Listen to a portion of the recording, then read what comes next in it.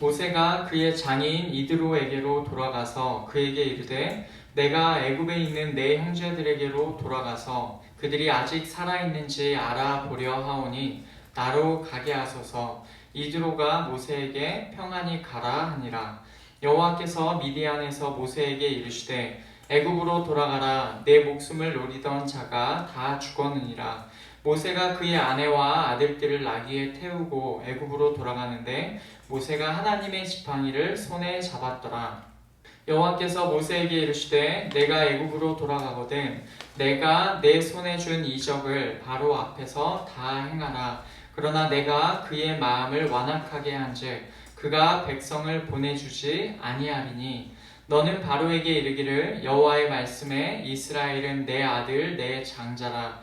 내가 내게 이르기를 내 아들을 보내주어 나를 섬기게 하라 하여도 내가 보내주기를 거절하니 내가 내 아들 내 장자를 죽이리라 하셨다 하라 하시니라. 모세가 길을 가다가 숙소에 있을 때에 여호와께서 그를 만나사 그를 죽이려 하신지라. 십보라가 돌칼을 가져다가 그의 아들의 포피를 베어 그의 발에 갖다 대며 이르되 당신은 참으로 내게 피남편이로다 하니 여호와께서 그를 놓아 주시니라. 그때 십보라가 피남편이라 함은 할례 때문이었더라. 아멘. 오늘 말씀은 모세가 이제 하나님의 부르심에 5번의 반응을 보인 그 다음에 나오는 내용입니다. 여러분께서 그래도 성경을 읽으면서 많이 보셨던 내용이고 잘 알고 계시는 내용일 것입니다. 모세가 애굽으로 향하는 길을 나서는 내용이 나옵니다. 그리고 하나님께서 모세에게 말씀해 주시는 내용이 나와요. 그리고 그 길을 가는 도중에 있었던 사건, 그 내용이 나옵니다. 오늘 말씀을 통하여서 우리에게 주신 하나님 말씀을 저희가 함께 듣고자 합니다. 오늘의 말씀 첫 부분을 보면은 모세가 하나님의 부르심에 결국 반응을 하죠. 그래서 장인 이드로를 만납니다. 18절 말씀을 보면 이렇게 되어 있습니다. 모세가 그의 장인 이드로에게로 돌아가서 그에게 이르되 내가 애굽에 있는 내 형제들에게로 돌아가서 그들이 아직 살아있는지 알아보려 하오니 나로 가게 하소서. 이드로가 모세에게 평안히 가라 하니라. 아멘. 모세가 이제 장인 이드로에게 가서 이렇게 말합니다. 애굽에 있는 내 형제들에게로 돌아가서 그들이 아직 살아있는지를 내가 보기 원합니다 라고 말해요. 그동안 자신을 잘 돌봐주었던 장인 어른에게 감사함을 표하면서 정중하게 자기가 이제 떠나겠습니다 라는 얘기를 하는 것으로 보이죠. 이드로는 모세에게 평안하게 가라 라고 말합니다. 이어지는 19절 말씀을 보면 하나님께서 이렇게 말씀하시죠. 여호와께서 미디안에서 모세에게 이르시되 애굽으로 돌아가라. 내 목숨을 노리던 자가 다 죽었느니라. 아멘.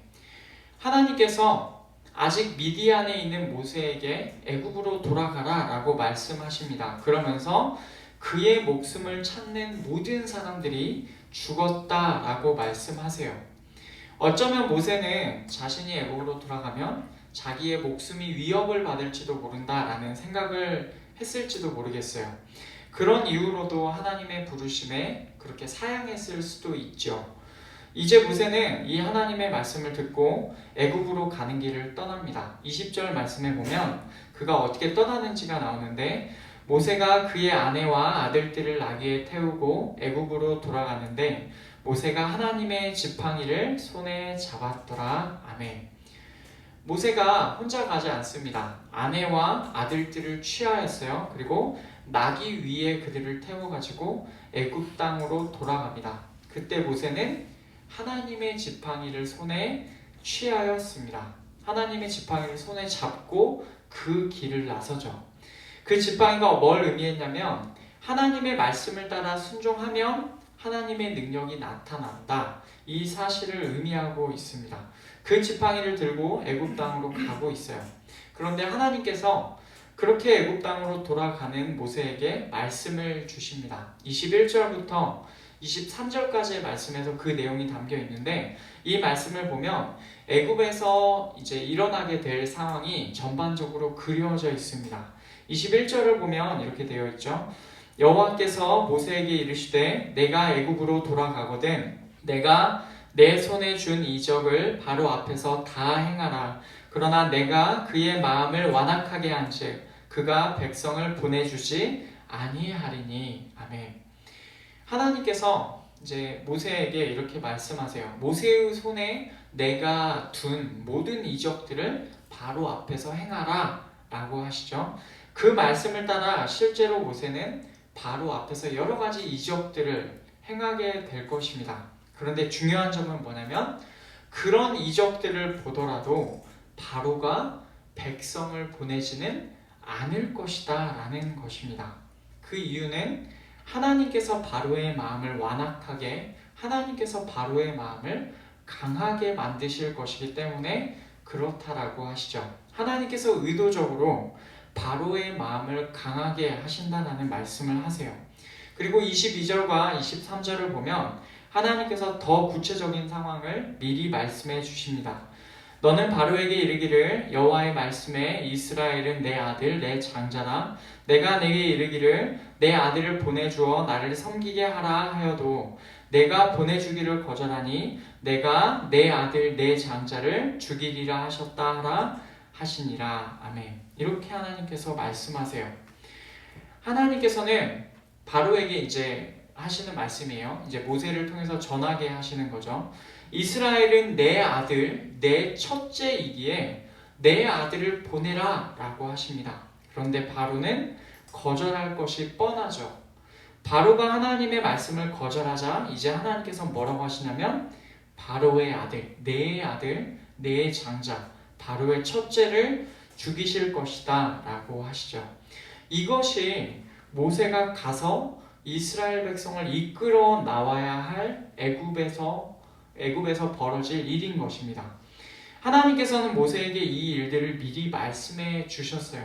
여러분 여기까지는 우리가 앞서 나온 내용의 연장선상이기도 하고 우리가 생각해 볼 수 있는 내용이에요. 하나님께서 모세를 부르셔서 애굽에 가게 하셨고 애굽에서 어떤 일이 있을지도 그 앞에서 미리 말씀해 주셨어요. 그러니까 여기까지는 상황이 잘 이해가 됩니다. 모세가 애굽으로 가는 길을 나서게 되었고 하나님께서 애굽에서 있을 일을 말씀해 주셨습니다. 그런데 그 다음에 나오는 내용이 오늘 말씀에서 가장 우리에게 낯선 부분입니다. 24절 말씀을 보면 이렇게 되어 있죠.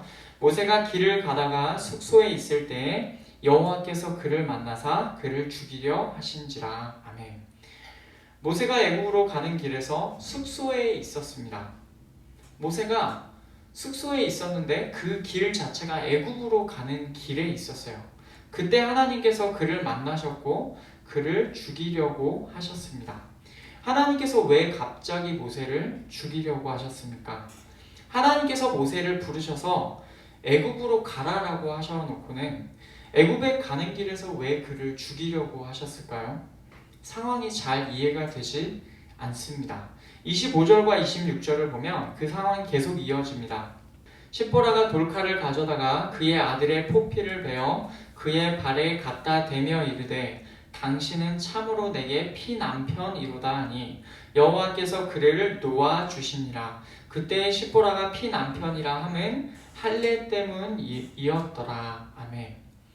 이때 모세의 아내 시보라가 등장합니다. 그래서 돌칼, 부싯돌 같은 뭔가 가는 칼, 날카로운 돌을 가져다가 아들의 포피를 잘랐습니다. 아들의 포피를 자른다라는 것은 여러분이 잘 아시는 대로 할례를 행했다라는 것을 말하죠. 시보라는 아들에게 할례를 행한 후에 모세의 발에 그 잘린 포피를 갖다 대었습니다.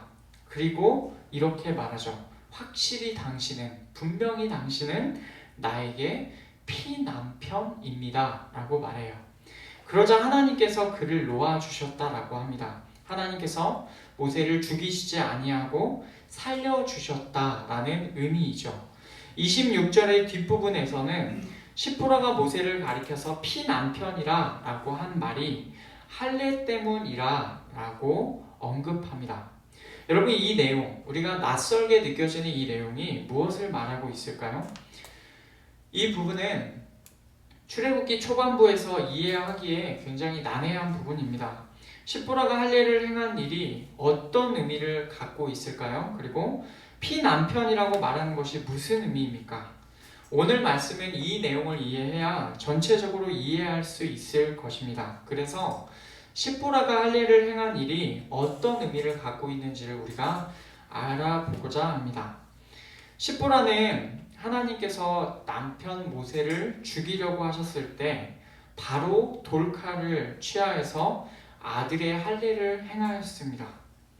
모세의 아들들이 2명이 있죠. 그런데 여기서는 단수로 나오는 것으로 보아 모세의 2 아들들 중에서 1명에게만 할례를 행하지 않았다라고 이해가 됩니다. 십보라는 아들의 할례를 행하고 할례를 행한 그 증거인 아들의 잘린 포피를 모세에게 갖다 대었고 그 결과 하나님께서 모세를 놓아주셨죠. 이 말은 하나님께서 모세를 죽이려고 하신 이유, 하나님께서 모세를 놓아주지 않으셨던 그 이유가 아들의 할례와 관련이 있다라는 말로 이해할 수 있습니다. 아들의 할례를 행하고 나서야 모세가 살 수 있었어요. 그 사실은 모세가 아들의 할례를 행하지 않은 것이 하나님 앞에서 큰 잘못이었다라는 말이기도 합니다. 여러분, 할례가 무엇이기에 오늘 말씀에서 이렇게 큰 역할을 하는 것일까요?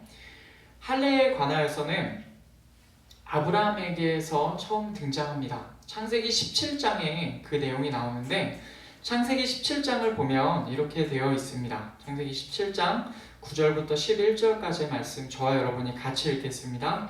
하나님이 또 아브라함에게 이르시되 그런즉 너는 내 언약을 지키고 내 후손도 대대로 지키라. 너희 중 남자는 다 할례를 받으라. 이것이 나와 너희와 너희 후손 사이에 지킬 내 언약이니라. 너희는 포피를 베어라. 이것이 나와 너희 사이의 언약의 표징이니라. 아멘. 하나님께서 99세의 아브라함에게 나타나셨고 그에게 언약을 주실 때 하셨던 말씀입니다. 아브라함은 하나님과의 언약을 지켜야 하고 아브라함의 후손도 대대로 하나님과 언약을 지켜야만 했습니다. 그런데 그 언약을 지키는 것이 여기서는 뭐라고 말씀하십니까? 할례라고 말씀하십니다. 10절을 보면 너희 중 남자는 다 할례를 받으라. 이것이 나와 너희와 너희 후손 사이에 지킬 내 언약이니라 라고 말씀하시죠. 아브라함의 가족 중에서 남자는 모두가 할례를 받아야 합니다. 생식기 앞부분의 포피를 잘라내는 것이 하나님과 아브라함 가족 사이의 언약의 표징인 것이죠. 즉 아브라함의 때에는 할례를 행하는 여부에 따라 하나님과의 언약을 지키는 여부가 결정이 되는 것입니다. 할례를 행하는 이 일이 얼마나 중요한지 13절, 창세기 17장 13절과 14절에서는 이렇게까지 말씀을 하십니다.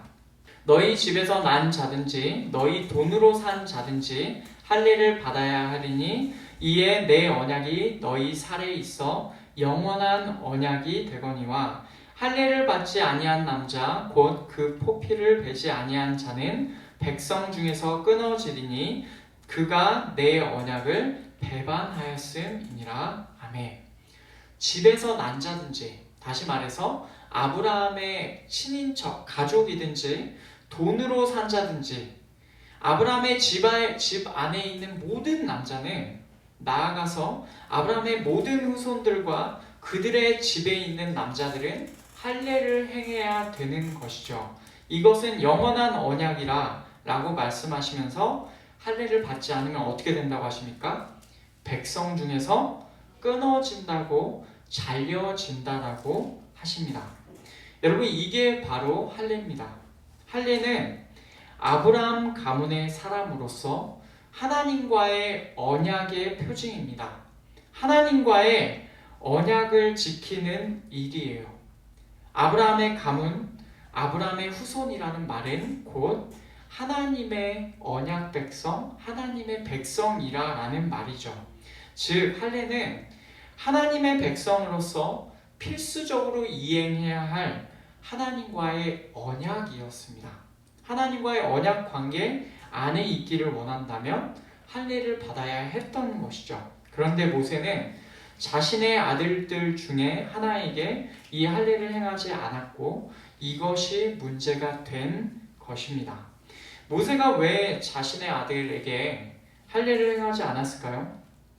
그 이유까지는 자세하게 알 수 없지만 학자들은 아마도 아내 십보라 때문일 것이다 라고 생각하고 있습니다. 할례를 행하면 포피를 잘라낼 때 필연적으로 피가 나게 되는데 난지 8일 된 갓난 아기에게 피를 흘리게 한다는 것이 이해가 될까요? 이 십보라는 미디안 광야가 고향인 사람입니다. 이 십보라에게 좋게 받아들여질 리가 없었다라는 주장이죠.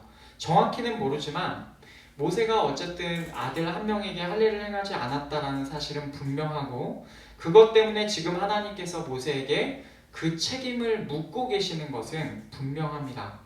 결국 십보라는 모세에게 아들의 포피를 갖다 대면서 피남편, 피신랑이다 라고 불렀습니다.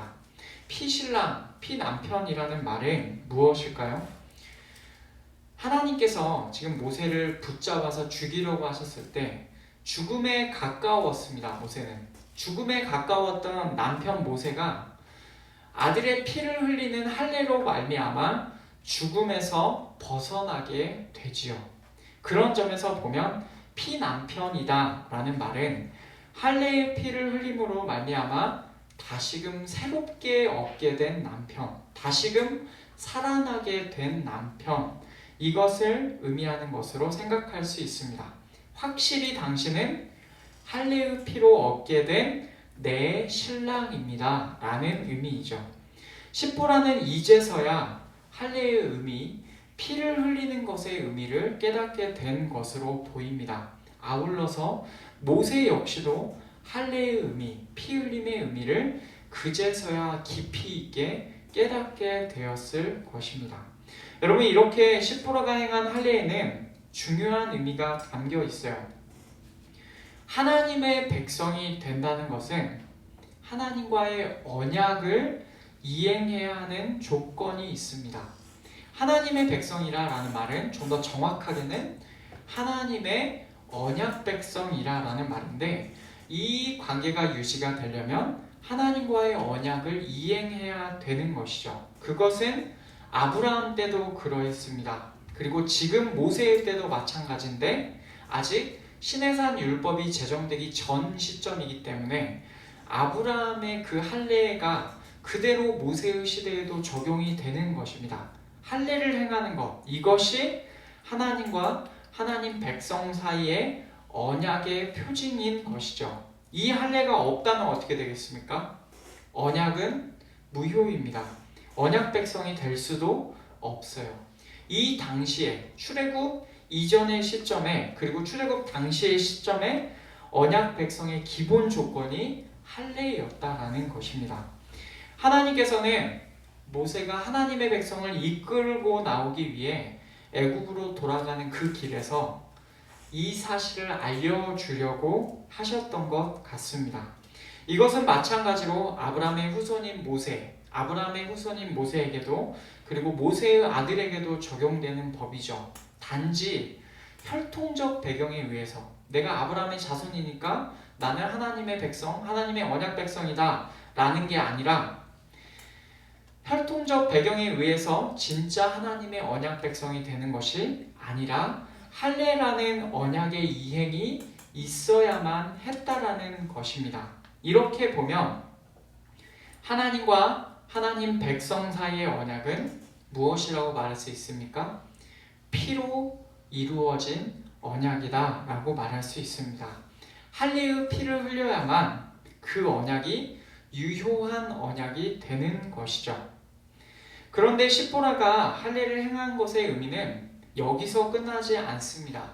여러분, 이 사건 안에는 출애굽기의 많은 부분이 그러하듯이 굉장히 심오한 유비가 담겨 있습니다. 십보라가 할례의 피를 흘리게 한 사건, 이 사건으로 말미암아 피로 이루어진 언약이 이행되었고 이로 말미암아 이 당사자인 모세에게는 어떤 일이 일어났습니까? 죽음이 아니라 구원이 일어나게 된 것이죠. 피로 이루어진 언약이 구원으로 연결이 되었습니다. 여러분, 이 내용은 이제 모세가 애굽으로 들어가서 출애굽 사건을 이행하고 그래서 이스라엘 백성을 데리고 나올 때 벌어질 핵심적인 일과 관련이 있습니다. 구원받게 되는 정점에 있는 사건과 밀접한 관계가 있는데 그 사건은 무엇이냐면 유월절입니다. 이스라엘 백성이 애굽에서 나오는 당일, 그 당일은 유월절이라 부르게 되고 이것은 유월절 예식과 연결이 됩니다.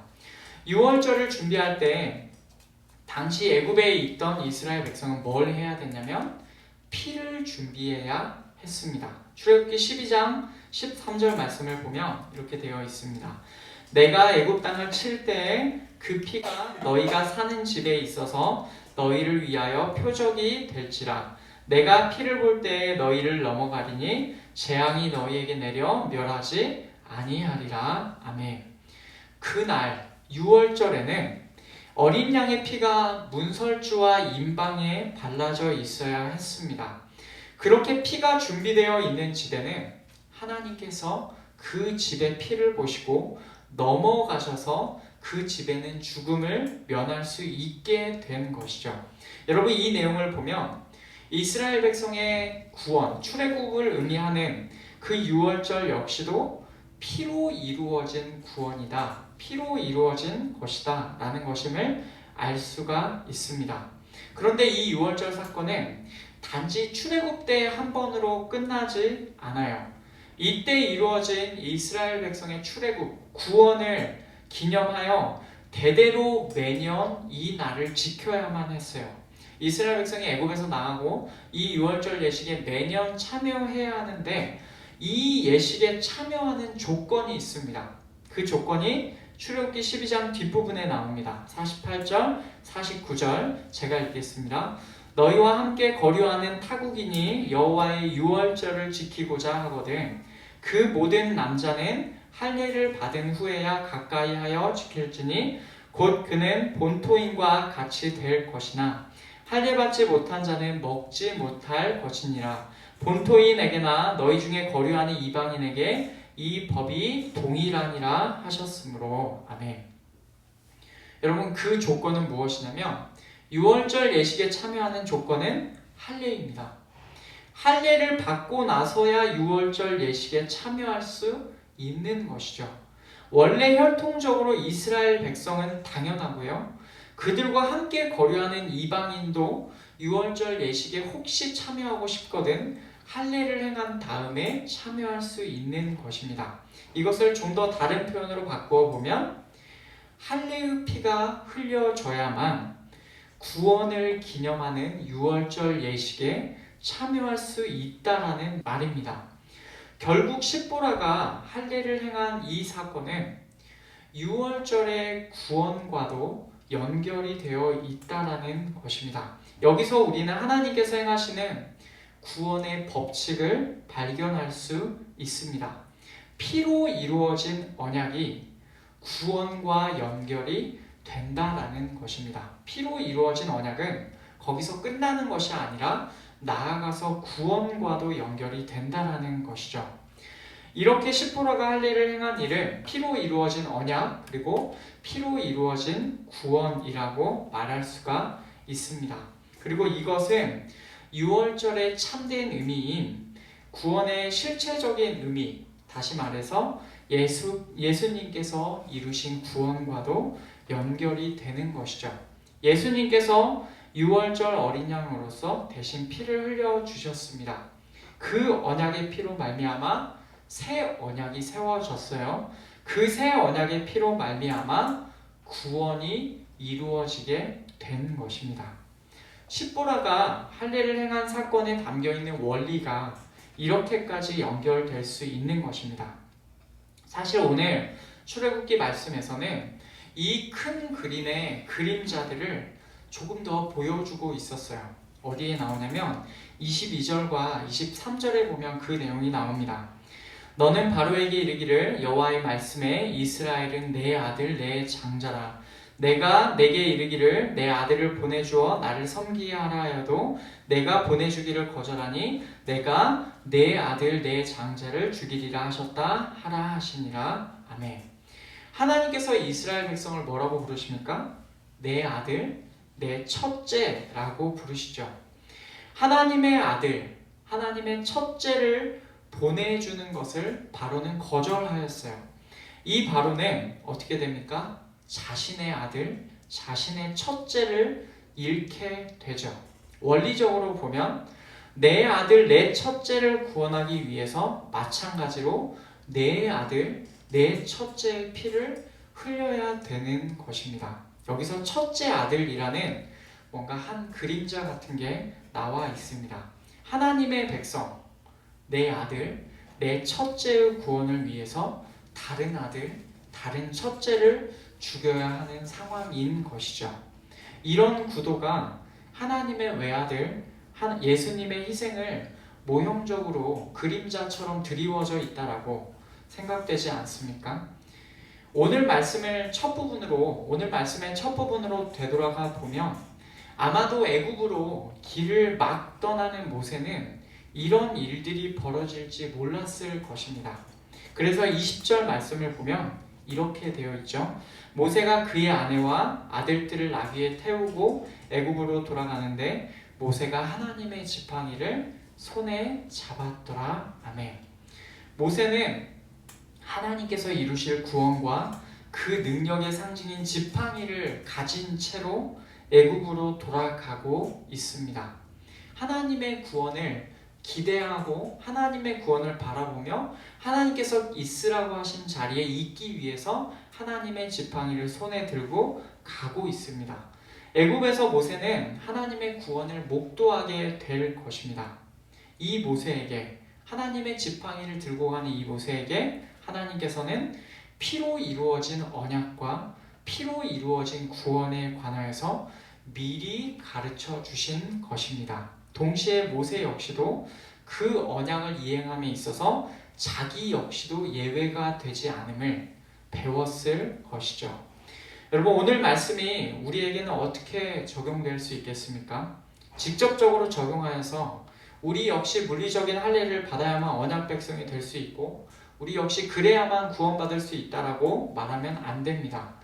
할례를 행하는 것은 언약의 이행과 언약 안으로 들어온다는 측면에서 기본적으로 의미가 있습니다. 물론 할례 자체가 구원을 보장해 주지는 않아요. 유월절을 보내고 애굽에서 나온 이스라엘 백성, 이미 할례를 받은 이스라엘 백성 중에서 하나님께 반역하여 광야에서 죽임을 당한 자들이 있었습니다.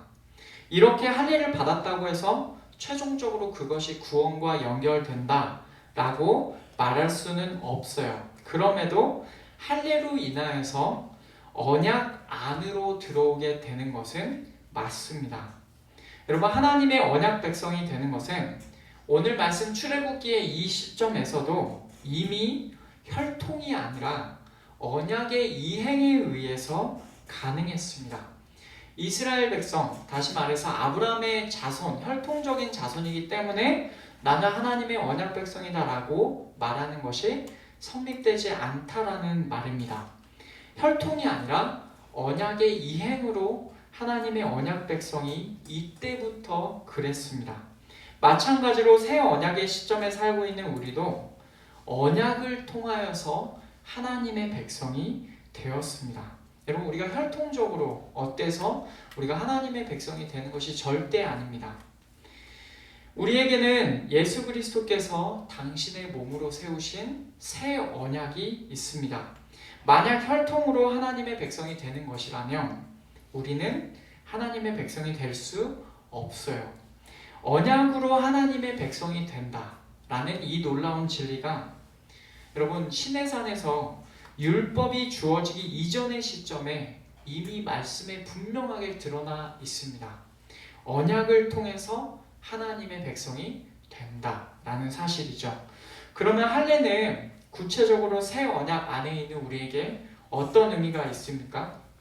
사도 바울은 갈라디아서 5장에서 이렇게 선언합니다. 우리 갈라디아서 5장 5절 6절 말씀 우리 같이 읽겠습니다. 우리가 성령으로 믿음을 따라 의의 소망을 기다리노니 그리스도 예수 안에서는 할례나 무할례나 효력이 없으되 사랑으로서 역사하는 믿음뿐이니라. 아멘. 여러분, 새 언약 안에서 예수 그리스도를 아는 우리에게 할례 자체는 의미가 없습니다. 오직 하나님의 외아들 독생자이신 예수님께서 그의 피로 세우신 새 언약이 중요합니다. 그리고 그분을 믿는 것이 중요하죠. 예수님을 믿는다는 것, 예수님을 나의 구원주로 믿고 받아들인다는 것, 그 믿음 안에서 우리는 언약 안에 있는 자가 되는 것입니다.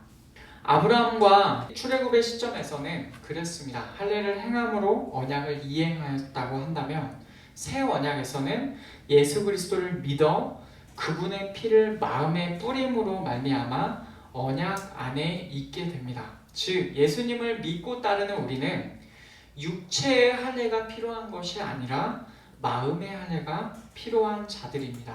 그러니 늘 우리의 마음 가죽을 베고 마음의 피를 흘리고 구원을 이루실 하나님을 우리가 겸손하게 바라보는 자들이 되어야 될 줄 믿습니다. 이 믿음 안에서 우리는 피로 이루어진 언약, 피로 이루어진 구원 안에 있습니다. 그 언약과 그 구원 안에서 우리는 십보라의 개념처럼 피 신부가 되었습니다. 예수님의 피로 얻어진 신부가 된 것이죠. 신랑이신 그리스도와 피로 이루어진 관계가 되었습니다. 여러분, 그 관계 안에서 언약에 신실하게 살아가는 자들이 되기를 간절히 바랍니다. 말씀을 맺겠습니다. 오늘 말씀에서는 피로 이루어진 언약과 구원의 모형이 드러납니다. 모세가 하나님의 지팡이를 잡고 구원의 여정을 향해 나아갈 때 오늘 말씀의 사건이 일어났어요. 오늘 말씀의 일은 피로 이루어진 언약, 피로 이루어진 구원을 보여주고 있습니다. 우리는 예수 그리스도의 피로 이루어진 언약과 예수 그리스도의 피로 이루어진 구원 안에 있는 자들입니다. 이 땅에서 우리가 사는 날 동안 혹시라도 이 언약을, 이 믿음을 등지지 않아야 합니다.